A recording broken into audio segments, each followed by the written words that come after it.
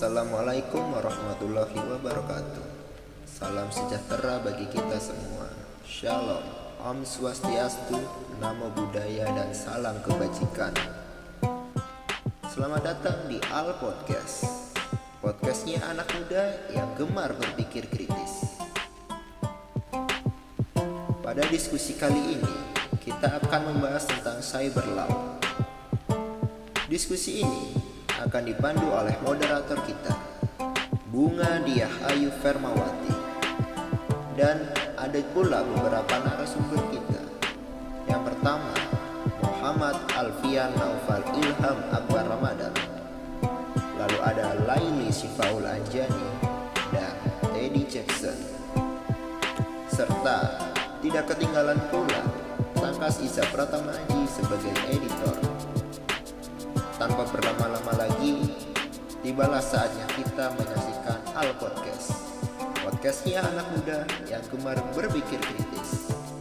Selamat menyaksikan dan semoga kita belajar hal baru hari ini.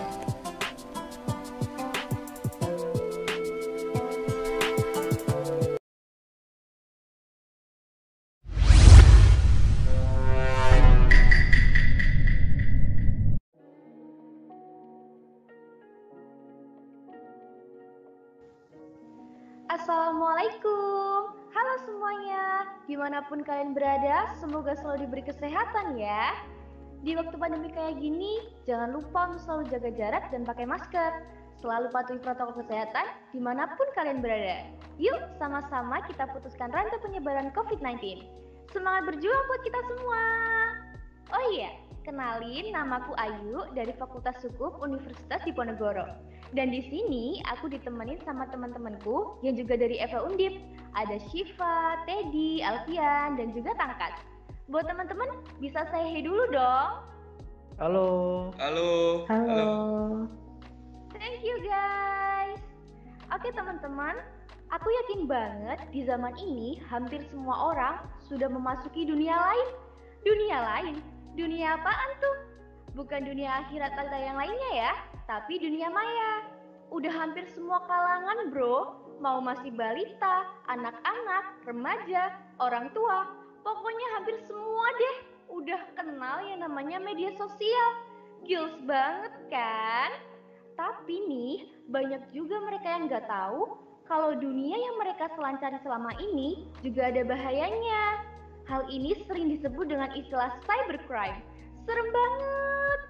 But don't worry, karena sekarang udah ada perlindungan hukum buat nanganin cybercrime ini, yaitu dengan cyber law.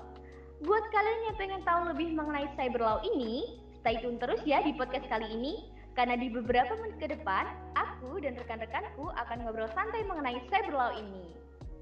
Nah, karena tadi udah ada sedikit cuplikan tentang cyber law, yuk langsung aja kita tanya ke teman-teman yang ada di sini. Buat pertama, aku mau nanya ke Alfian nih. Hai Alfian. Halo Ayu.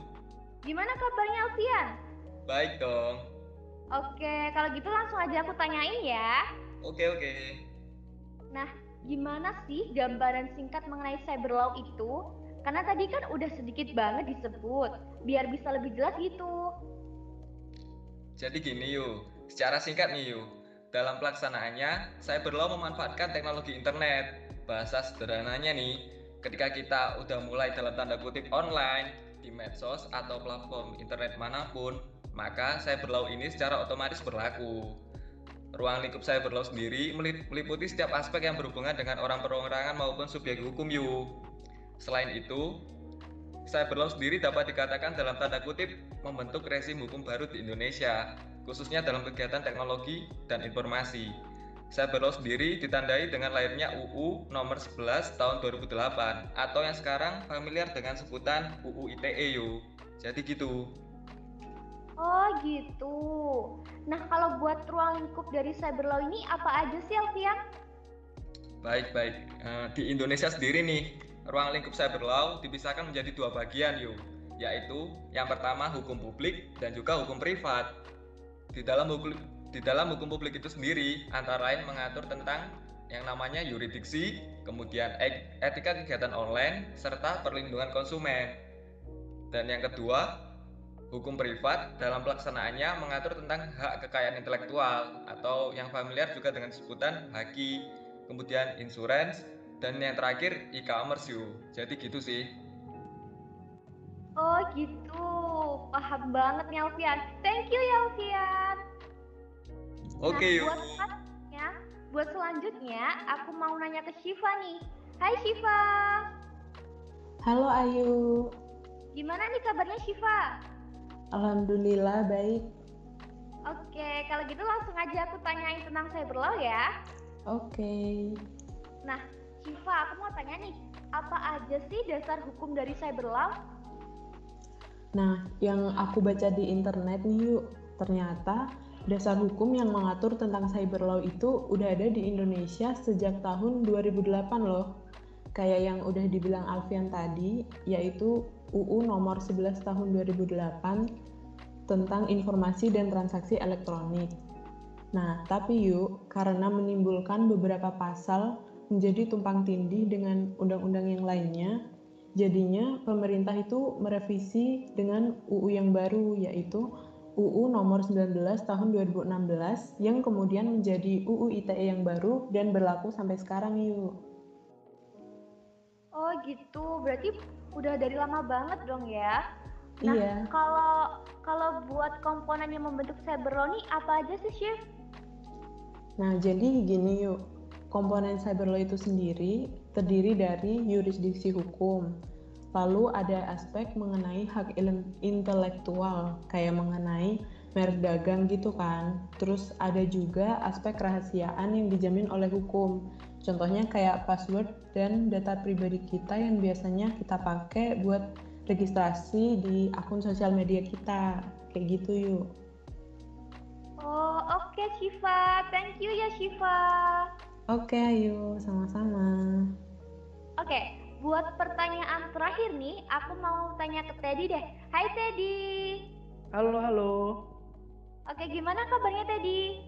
Alhamdulillah baik banget ini. Alhamdulillah deh. Kalau gitu langsung aja ya aku tanyain. Boleh. Oke, menurut Teddy sendiri nih, penerapan cyberlaw di Indonesia nih udah efektif apa belum sih?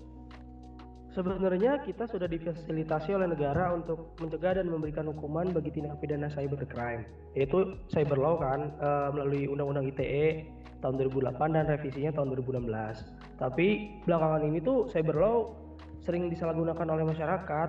Menurut yang aku baca di Tirto ID ya, ada 3.100 kasus di tahun 2019.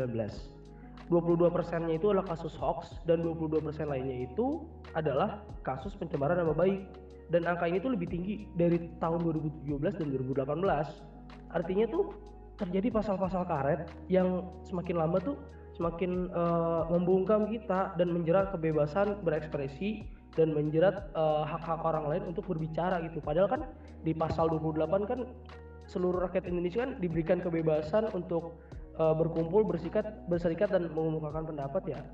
Tapi kok dengan adanya UU ITE ini tuh orang jadi takut untuk mengeluarkan opini gitu. Nah kalau misalkan aku pelajari polanya juga ya, dulu tuh yang dijadikan sasaran itu adalah jurnalis dan aktivis. Sementara tuh tahun-tahun ini yang rentan jadi sasarannya adalah akademisi dan dosen, mahasiswa juga. Jadi kayak yang harusnya melindungi kita dari cybercrime, tapi malah bikin kita takut juga yuk, gitu deh. Waduh, serem banget ya. Oke, thank you ya Teddy. Iya, ayo, sama-sama. Nah guys, kita selaku pengguna media sosial harus hati-hati nih dengan cybercrime. Tapi juga jangan khawatir, karena sekarang sudah ada perlindungan khusus untuk cybercrime, yaitu dengan cyberlaw. Nah, karena ngobrol santai kita udah selesai, aku mau ngucapin terima kasih untuk rekanku dan juga buat kalian semua yang udah dengerin podcast kali ini sampai selesai. Pergi ke warung beli roti, belinya lebih dari satu. Cukup di sini podcast kita kali ini. Sampai jumpa di lain waktu. Wassalamualaikum warahmatullahi wabarakatuh.